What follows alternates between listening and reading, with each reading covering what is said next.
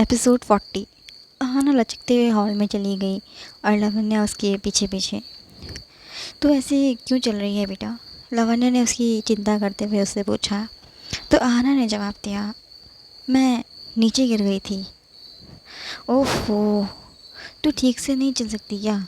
लावण्या अहाना के लिए परेशान होते हुए बोली। मगर अहाना ने उसे पूरी बात नहीं बताई कि असल में वो गिरी कहाँ थी, वरना असल वजह जानने के बाद तो शायद से लावण्या उसे भी उसे घर से भी बाहर ना निकलने दे। अच्छा, ये बता तू मुझे, मेरी विकी के लिए तू ऐसे क्यों कह रही थी? लावण्या ने टॉपिक विक्रम की तरफ शिफ्ट कर दिया था। तो आहाना ने जवाब दिया, क्योंकि आपका बेटा मुझे बता रहा था कि वो किसी जान के साथ लिव इन में रह रहा है। इनफैक्ट वो दोनों बहुत जल्द शादी भी करने वाले हैं। इसीलिए मैंने आपके विकी को अंदर नहीं आने दिया, क्योंकि वो बेचारी भूखी प्यासी उसका इंतज़ार कर रही है घर पर। आहाना का पूरा एक्सप्लेनेशन सुनने के बाद लावण्या हैरान थी, क्योंकि जहाँ तक वो अपने बेटे को जानती थी, विक्रम अपने पेंट हाउस में रहने के लिए इसीलिए गया था क्योंकि उसे रनावत मेंशन में रह रह कर आहाना की याद आती थी। बस उसे अपने ख्यालों से बाहर निकालने के लिए विक्रम रनावत मेंशन छोड़ कर गया था। मगर अब जो रीज़न आहाना उसे बता रही थी, उसके बाद तो उसका दिमाग ही ख़राब हो चुका था। आहाना की बात सुनकर लावण्या एकदम स्पीचलेस हो चुकी थी, इसलिए वो कुछ नहीं कह पाई अपने बेटे के फेवर में। लावण्या ने विक्रम का टॉपिक भी अब चेंज कर दिया था। उसने आहाना से कहा, जाकर तू अपने कपड़े चेंज कर ले, मैं डिनर लगाती हूँ जाकर। आहाना लावण्या की बात मानते हुए अपने कमरे में चली गई अपने कपड़े चेंज करने के लिए। वॉशरूम में एंटर होते ही आहाना ने अपने कपड़े उतारे। उसकी एक नज़र अपने घुटने पर लगी चोट पर गई। अपनी वो चोट देखकर आहाना वही जंगल में हुआ वाक्य उसको याद आ गया। वो अपने मन में बस यही सोच रही थी कि अगर विक्रम वक्त रहते वहाँ नहीं पहुँचता उसे बचाने, तो आज न जाने उसके साथ क्या हो जाता। विक्रम ने आज जो किया वो सच में काफ़ी हॉरिबल था मेरे लिए। मैंने उसका ये रूप आज पहली बार देखा। उसने ज़रा रहम नहीं किया उन गुंडों पर, सीधा शूट कर दिया। क्या माफिया इतने डेंजरस होते हैं सच में? आहाना खुद से कह रही थी। तभी लावण्या ने वॉशरूम के डोर पर नॉक किया। आहाना बेटा, मैं तेरे लिए हल्दी का लेप लेकर आई हूँ, आजा जल्दी से कपड़े चेंज करके। हाँ मम्मा, आ रही हूँ, आहाना ने जवाब दिया और फिर उसने जल्दी जल्दी अपना नाइट सूट वेयर किया और वॉशरूम से बाहर आ गई। आज जल्दी से, मैं तेरी चोट पर लेप लगा देती हूँ और मैं हमारा डिनर भी यहीं ले आई हूँ। लेप को पूरी तरह से चलाते हुए लावण्या आहाना से बोली। आहाना बेड पर बैठ गई और लावण्या उसकी चोट पर लेप लगाने लगी। मम्मा, बहुत दर्द हो रहा है, जलन हो रही है। हाँ, दर्द तो हो गई, मगर ये लेप तेरे इस दर्द को सुबह तक ठीक कर देगा। तुझे पता है, जब विकी और विश छोटे थे ना, तो दोनों भाई बहन का रिकॉर्ड था, हमेशा स्कूल के बच्चों के साथ झगड़ कर आते थे। कहीं ना कहीं दोनों को चोट लगी ही होती थी। तब इन दोनों को भी मैं यही लेप लगाया करती थी और दोनों की चोट सुबह तक ठीक हो जाती थी। आहाना की चोट पर लेप लगाते हुए लावण्या उसे ये सब बातें बता रही थी। और आहाना बस उसे चुपचाप सुन रही थी। मगर तभी लावण्य को ये एहसास हुआ कि उसने आहाना से विक्रम और विशाखा का जिक्र करके उसे हर्ट कर दिया है। तो उसने तुरंत बात पलट दी। वो आहाना से बोली, बेटा आज ना मैंने तेरा मनपसंद खाना बनाया है, मलाई कोफ्ते और पराठे। अब आहाना इतनी बेवकूफ़ तो नहीं थी कि वो ये बात ना समझ पाए कि लावण्य ने जानबूझकर बात पलटी है, मगर वो बस हल्का सा मुस्कुरा रही थी। चल तो डिनर शुरू कर, मैं हैंड वॉश करके आती हूँ। इतना कहकर लावण्य वॉशरूम में चली गई।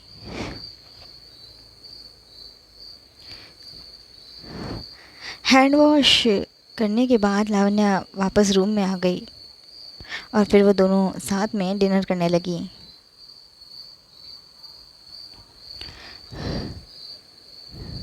आहाना को डिनर करवाने के बाद लावण्य उससे बोली, पेन किलर दूँ? दर्द में थोड़ा सा आराम आ जाएगा तुझे। नहीं नहीं, आपने लीप लगा दिया है ना, सुबह तक ठीक हो जाएगा। आप सो जाओ मम्मा, सुबह से शाम तक आप कितना सारा काम करते हो, एक सेकंड रेस्ट नहीं करते हो। मुझे तो लगता है अब आपको आपका ख्याल मुझे ही रखना होगा। आहाना लावण्य से बोली, मगर इस वक्त उसके दिमाग में विक्रम का ख्याल ज़्यादा चल रहा था।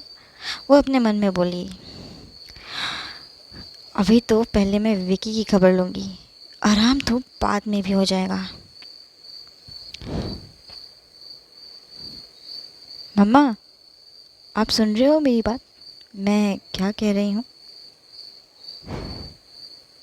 आहाना लावण्य के हाथ पर थापते हुए उससे बोली, हाँ हाँ सुन रही हूँ बेटा, जिस हिसाब से तेरे तेरा चलने का ढंग है ना, उस हिसाब से तो मुझे ही तेरा ख्याल रखना होगा, मेरा ख्याल तो बाद में रखना। आहना को ताना मारते हुए लावण्य उससे बोली और फिर उसे बेड पर आराम से लेटाने के बाद ब्लैंकेट से कवर करके वो रूम से बाहर चली गई।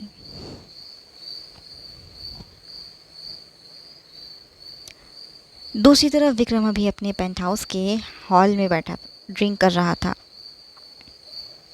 मगर उसके ख्यालों में सिर्फ और सिर्फ आहना ही थी।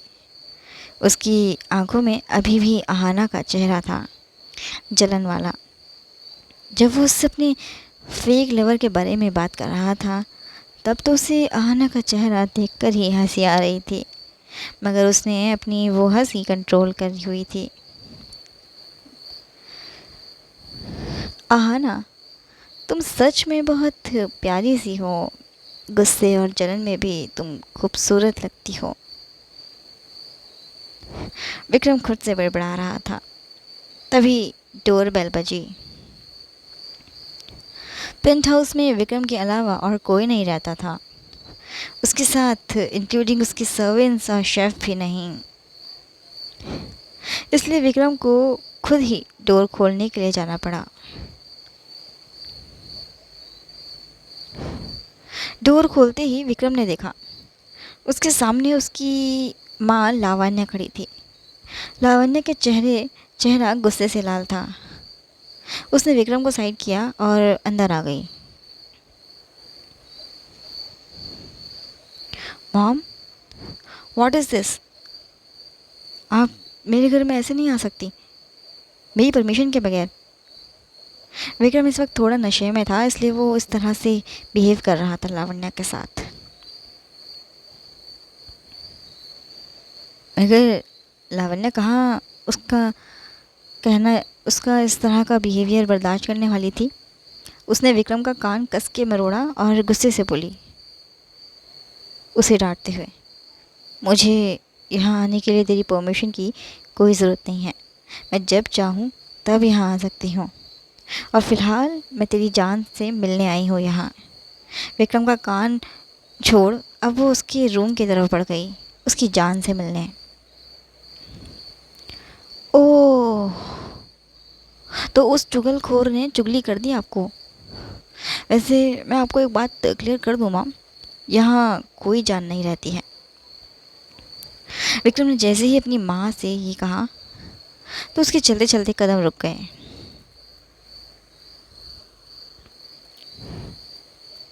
लावण्य वापस पीछे पलटी।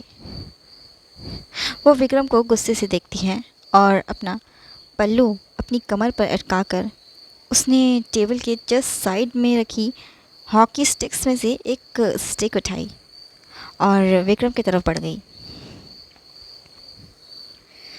मॉम, ये क्या कर रहे हो आप? विक्रम समझ चुका था उसकी शामत आने वाली है, तभी तो वो अपने कदम अब पीछे लेने लगा था।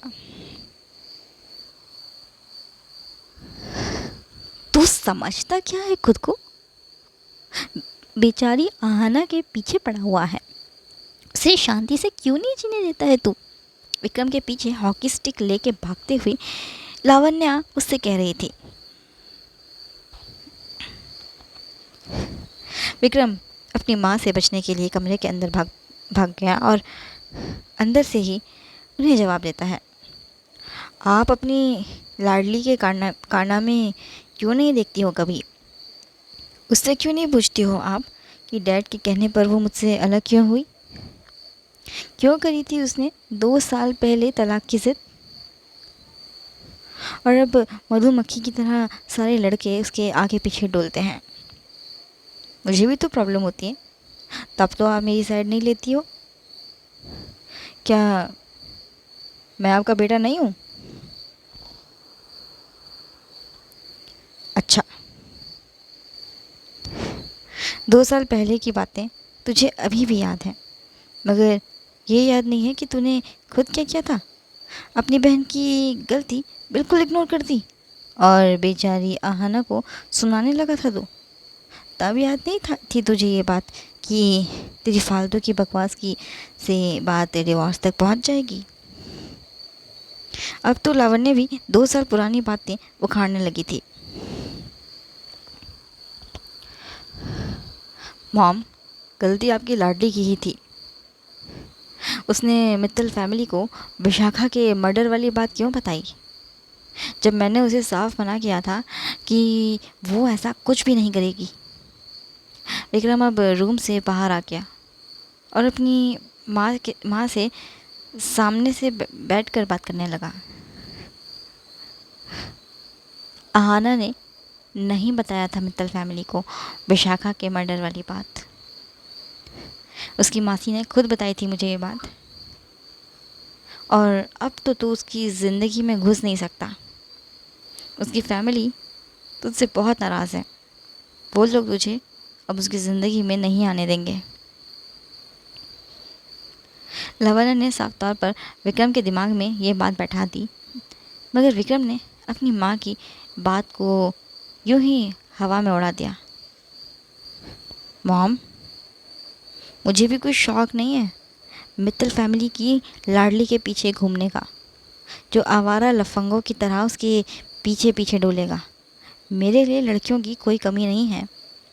आप बस ये बात ध्यान रखना कि मेरी शादी से पहले आप अपनी लाडली को रनावत मेंशन से विदा कर दो, ताकि आपकी नई बहू आराम से उस घर में रह सके।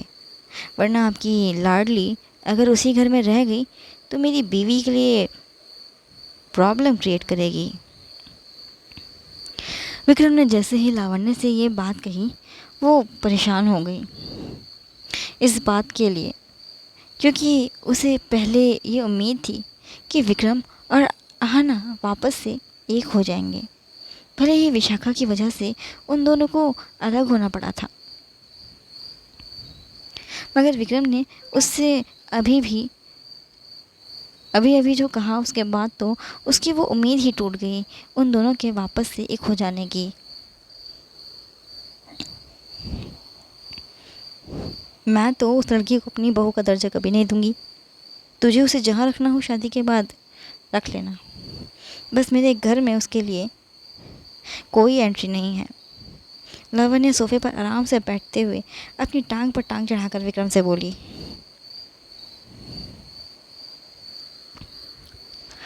अच्छा, आहाना से इतना प्यार है आपको? मतलब उसके लिए आपने अपनी बेटी को रिहाब सेंटर भेज दिया, मुझे घर से निकाल दिया, डैड से आप ठीक से बात नहीं करती हो, और बुआ बुआ को तो। वर्षा का जिक्र होते ही लावण्य का पारा चढ़ गया। वो गुस्से से झल्लाते हुए बोली, उसका मेरे सामने नाम भी मत लेना। जैसी बदतमीज़ वो खुद है, वैसी ही बदतमीज़ उसने मेरी बेटी को भी बना दिया। मेरा घर बर्बाद कर दिया उसने। ना तो वो अपना घर बसा पाई और ना ही उसने मेरा घर बसने दिया। रनावत खानदान में रिकॉर्ड है तलाक ना होने का। जिसकी शादी एक बार हो गई तो हो गई, जैसे मर्जी वैसे रिश्ता निभाना पड़ता है पति पत्नी को। मगर वर्षा, उसने खुद का तो तलाक करवाया ही, मेरे बेटे का भी घर नहीं बसने दिया। ऐसी औरत के लिए मेरे घर में कोई जगह नहीं है।